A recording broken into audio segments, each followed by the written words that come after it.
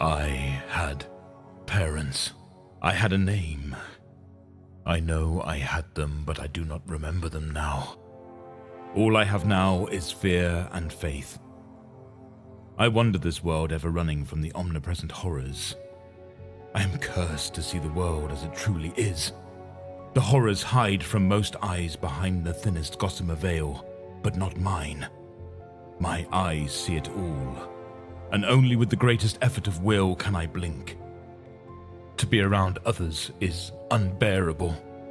They recoil in horror at the sight of me, a ragged wretch crawled from some dark place. The sight of them seeing their true face is far worse for me. I see the malignancy behind the veil, ever trying to escape. All I remember of my mother are 3 words. I did not understand them at the time. I do now. The horrors of this world tested me and showed me the truth. I have found peace now. This is the story of how I found myself in a hell that taught me the truth of those words. The Emperor protects. I was holding a small animal I had caught in a snare. I broke its neck before biting into it. As it died, I felt the energy drain from it. I bit into it to capture as much of that vital essence as I could. It sustained me as much as the flesh. Long ago did I dispense of etiquette and human decency. I lived alone in these dark woods, killing animals and stealing from nearby farms to sustain myself. I longed for death. No, I longed for oblivion, for I knew what death held. I do not know how long I spent in those woods. Years, decades, centuries. It is all a blur. Each day I ate if I was lucky. Each night I slept dreamlessly if I was lucky. It was near autumn, and the air was becoming cold, my sustenance scarce. I had wandered as close to the farms as I ever dared. As I ate my meal, I heard a rustling in the bush. I went to investigate, still hungry. I moved silently, as only someone who has lived his life in the bush sneaking up on prey to survive does. As I pushed through to see what was moving, I saw them. It was a small girl and a boy, not more than 10 years old.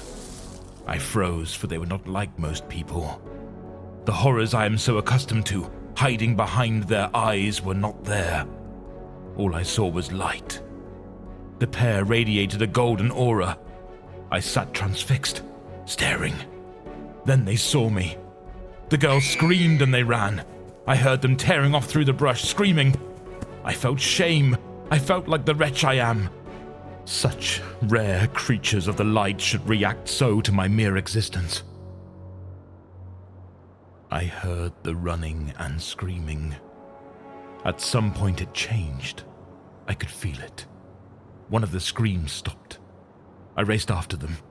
I pushed through the brush as fast as I could go, the branches pulling at my tattered garb. I crested a small hill and I saw them at the bottom. The girl was lying face down. The boy over her yelling at her to get up. He must have heard my approach as he looked up to the top of the hill where I was. He screamed again and continued his retreat, abandoning the girl. I ran down the hill to the girl. Red blood pooled under her, mixed with golden light. I wept. Through my sobs, I rolled her over and saw a branch protruding from her small abdomen. Dark blood soaked the white dress she wore. She opened her eyes and looked at me. When she saw the tears flowing, all fear left her. "Help me," she whispered, reaching to grab my arm with her small hand. I knew what I must do. I grabbed the stick and pulled it from her. She convulsed and cried out weakly. I knew what I must do. Tears clouded my vision, the shame for what I had done overcoming the fear. I reached out and placed my hands over the wound. I closed my eyes and willed it to close. Ethereal light flowed from my hands and filled the wound.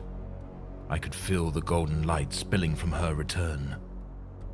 I wiped my eyes and looked down. The girl was unconscious now, the wound gone, her white dress soaked in dark blood.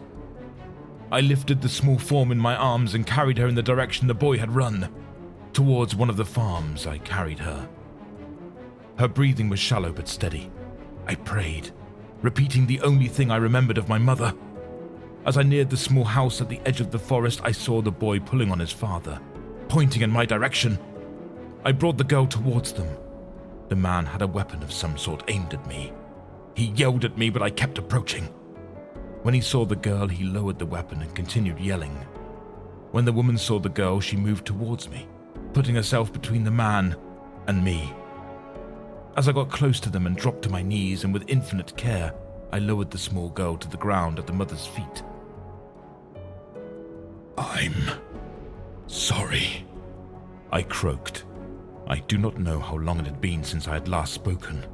The practice was unfamiliar, my voice hoarse.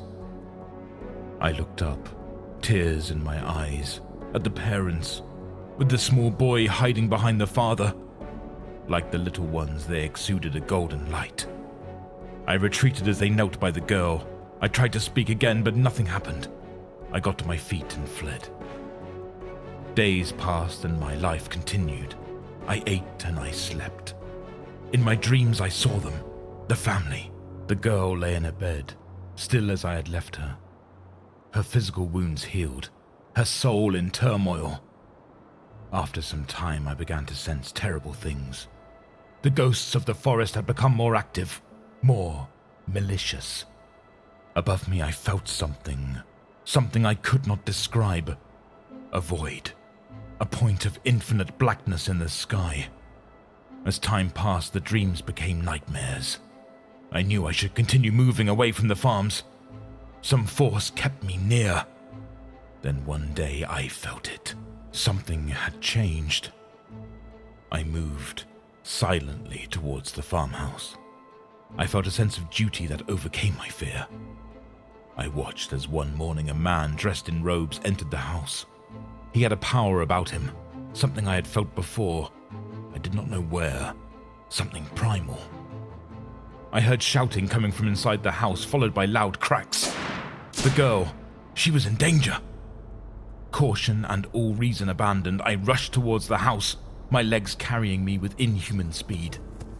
The wood splintered as I crashed through the door, with an ease that my ragged form should not have been capable of. I saw the robed man holding something on a chain around his neck. A large metal eye with a skull. He was pointing a weapon at the girl, laying helpless in the bed. The parents were in the corner, holes in their heads leaking blood. "No!" I shouted and rushed the man. He stopped his chanting and turned towards me. Lightning flew from his hand as I body slammed him. I pushed with all of my might.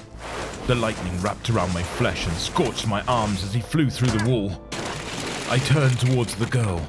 Her golden aura was gone. I saw only monsters inside her.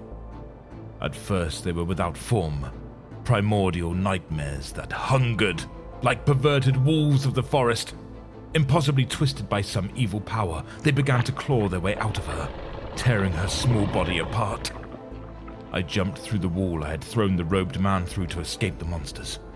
They jumped after us, their mouths opened impossibly wide, streaming blood and viscera. The man staggered to his feet and saw the monsters coming after us. He held out his hand and lightning shot from it. His eyes glowed blue, and the energies incinerated the first monster. More poured through the opening in the wall after escaping their bloody portal. I dropped to my knees and closed my eyes. I felt the evil around me closing in. With all of my might, I willed the darkness within me to expand, to devour the world. The noise stopped. I opened my eyes. The robed man still held out his hand, but the lightning had disappeared. The monsters were gone. Everything around us was gone. The universe a black bubble. The man looked at me, eyes wide. He held his hand out towards me as to incinerate me as he had the first monster. Nothing happened. He raised his pistol. I simply thought of falling to dust, and it did. He held out the pendant from the chain on his neck and began to chant. Within that I saw it. The golden light I had seen within the family. Despite the darkness I was wrapping around us, that light shone. Already on my knees, I dropped my face to the dirt and repeated the sacred words my mother had taught me. The world reappeared around us. I could feel the man's inner conflict. He walked up to me and placed a hand on my head. "We have a place for you," he said, in a deep, gravelly voice. I wept, for at no point in my life had there been such a thing. He tied my hands behind my back and forced me to my feet. He spoke into his wrist. "You are what I came here for, witch." He spat the last word like a curse. I continued repeating my liturgy. In the sky, I saw it. A ship of all black. The hole in the universe I had sensed before. Sanctity from the horrors that permeated the universe. I wept as I saw it. As the man hit me the last 3 words I said before losing consciousness. The Emperor protects.